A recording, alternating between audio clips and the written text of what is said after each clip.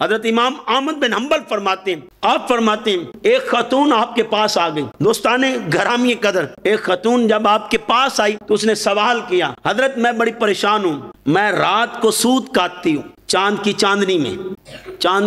چاندنی میں سود کاٹتی ہوں، تاجر گزرتے ہیں، جب تاجر گزرتے ہیں تو لائٹ زیادہ ہو جاتی ہے، روشنی میرے گھر میں زیادہ آ جاتی ہے، روشنی بڑھ جاتی ہے، سود کی رفتار تیز ہو جاتی ہے، کیا میں حرام تو نہیں کھاتی؟ اب چوری بھی نہیں کی، ڈاکہ بھی نہیں ڈالا، پاس سے گزر رہے ہیں صاحبان محتشم تاجر لوگ، اور گھر میں روشنی ان کی آ رہی ہے، ان کی مشالیں جو جل رہی تھیں، جو انہوں نے اونٹوں پر لگائی ہوئی تھیں وہ جل رہی تھیں، ان کی روشنی بھی گھر میں پڑی، چونکہ روشنی زیادہ ہو گئی، سپیڈ بھی زیادہ ہو گئی، سود زیادہ کاتا گیا، کیا میں حرام تو نہیں کھا رہی؟ تو آپ تڑپ اٹھے، کہا تم کون ہو؟ آپ نے کہا میں تو ایک سائل ہوں اور سوال کیا ہے۔ تو آپ کہتے ہیں بعض اوقات صاحب سائل کی حیثیت پر مسئلے کی نوعیت بیان کی جاتی ہے، تم بتاؤ کون ہو؟ کہا میں حضرت بشر کی بہن ہوں۔ اور بشر کون ہے صاحبان محتشم؟ بس یہ ایک چھوٹا سا واقعہ سناتا ہوں۔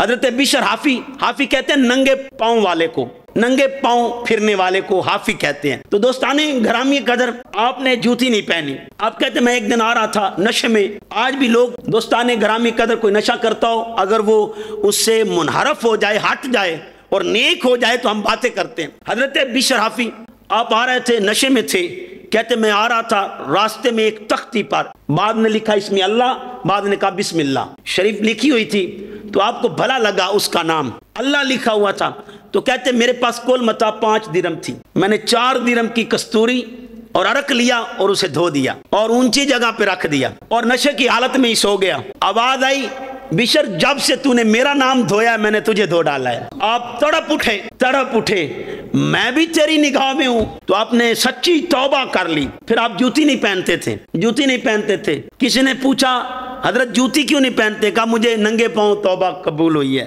مجھے توبہ ننگے پاؤں نصیب ہوئی ہے، میں جوتی نہیں پہنوں گا۔ تو دوستان گرامی قدر، جب آپ اس دنیا سے رخصت ہوئے تو ایک اللہ والے تھے، وہ تڑپ رہے تھے اور اونچی پکار رہے تھے بشر مر گیا۔ کسی نے کہا کوئی اعلان تو نہیں ہوا، کوئی پیغام نہیں پہنچا، تجھے کیسے خبر ہو گئی؟ کہا آج میں نے بغداد کی گلیوں میں گوبر دیکھا ہے، جب تک بشر زندہ تھا جانور بھی اس کا لحاظ رکھتے تھے۔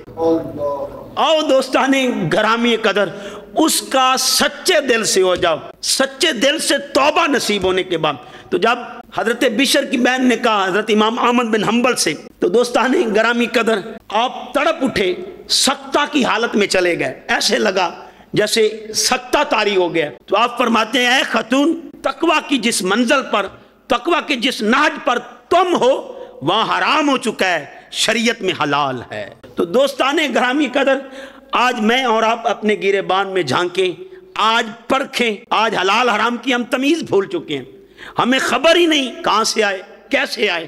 صاحب آج تو بس اس باغ کی بھاگ دوڑ لگی ہوئی ہے کہ یار رزق آنا چاہیے چاہے جس انداز سے آئے۔ اسی لیے تو میرے آقا صلی اللہ علیہ وآلہ وسلم نے ارشاد فرمایا تھا ایک زمانہ میری امت پہ ایسا آئے گا، لوگ حلال حرام کی تمیز بھول جائیں گے، اور اس زمانے میں لوگ دعائیں کریں گے قبول نہیں ہوں گی، لوگ مناجات کریں گے، گریہ زاری کریں گے، تڑپیں گے، آنسو بہائیں گے، لوگ اللہ کی بارگاہ میں پکاریں گے، لمبے لمبے ہاتھ کر کے پکاریں گے، وہ مانگیں گے، وہ رد کرے گا، وہ انکار کرے گا، وہ ان کی دعا کو قبول نہیں کرے گا، وہ مانگتے رہیں گے، وہ انکار کرتا رہے گا۔ وجہ کیا ہے؟ صحابہ تڑپ اٹھے، آقا جی کیا وجہ ہے؟